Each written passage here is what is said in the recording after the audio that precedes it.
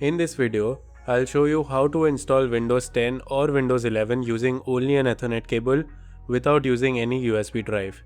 This method is very useful when you don't have a USB drive, your USB port is not working, or you want to install Windows over your local network. For this tutorial, we need two computers. The first computer should already have Windows installed. We'll use this computer as the server. The second computer is the target PC where we want to install Windows 10 or Windows 11. You also need an Ethernet cable, and for this tutorial, I'll directly connect both computers using that Ethernet cable. To make this setup work, we'll use a tool called Serva. Serva allows us to create a small network boot server on the first computer. With the help of Serva, the target computer can boot from the network and load the Windows installer through the Ethernet cable. Before starting, make sure you have the Windows 10 or Windows 11 ISO files downloaded on your server computer. Always use an official Windows ISO and activate Windows with a genuine license. Now, let's start the process. First, on the server PC, we need to set a static IP address on the Ethernet adapter. So open the network connections window. Make sure the Ethernet cable is connected to this computer and also connected to the target PC.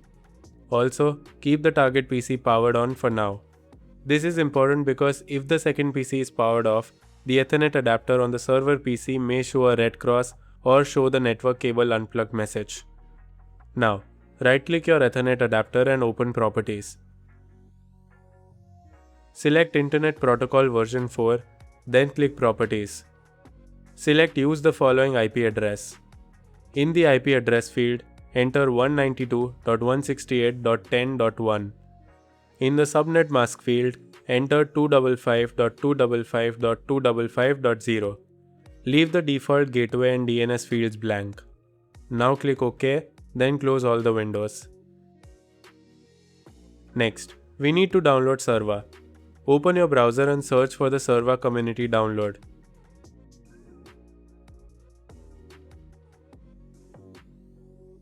Download the free community version of Serva.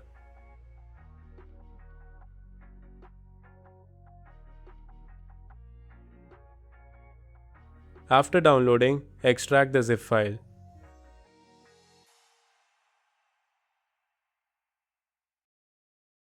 Inside the extracted folder, you'll see Serva application. Right-click on the Serva 64-bit application and run it as administrator.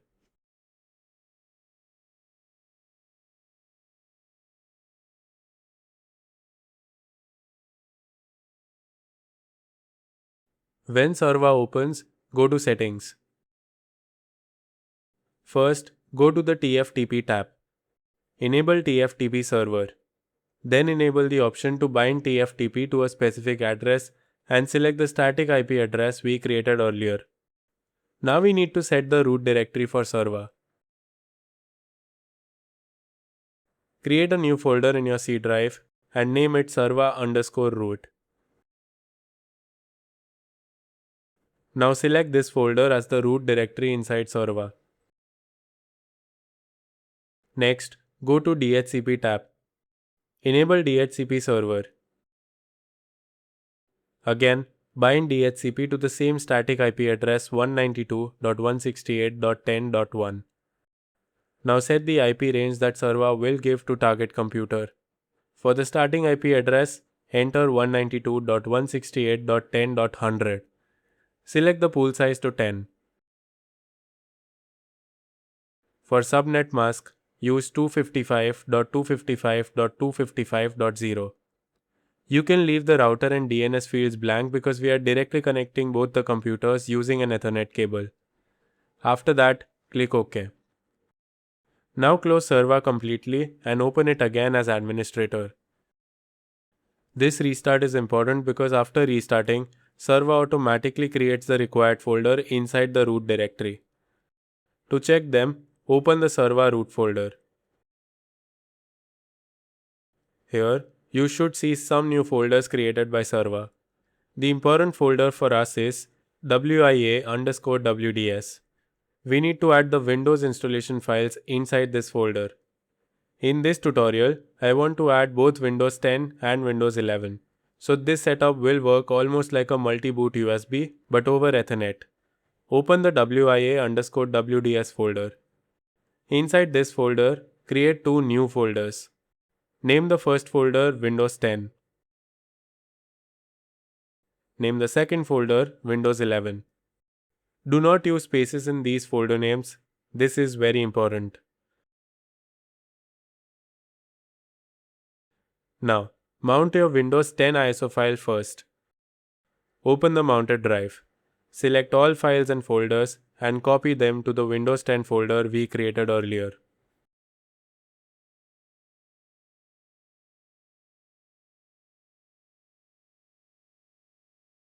After that, mount your Windows 11 ISO file. Select all files and folders and copy them to the Windows 11 folder.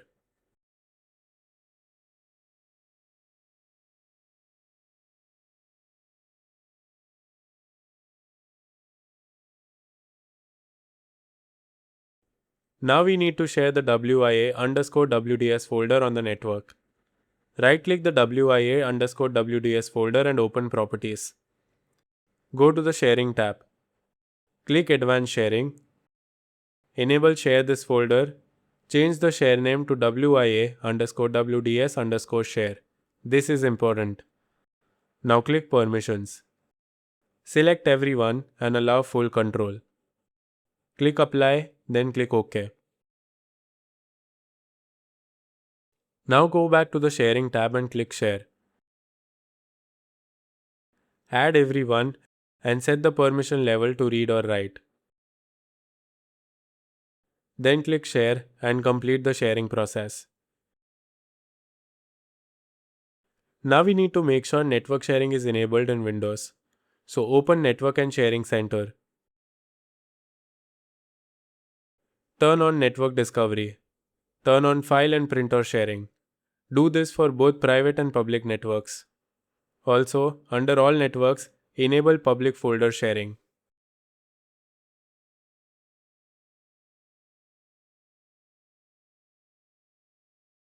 Now we need to create a local user account.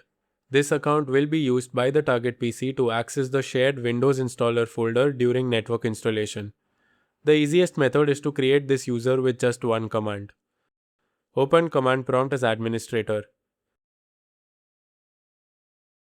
Now run this command. This command creates a local user account named Serva with the password 12345. Later, when Serva asks for network login details during installation, use Serva as the username and 12345 as the password. You can change the username and password if you want, but for this tutorial, I'll keep it simple.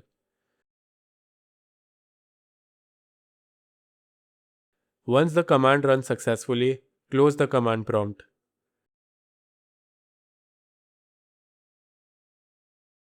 Now open Serva again as administrator and wait for a few seconds. Serva will scan the WIA_WDS folder and process both Windows folders.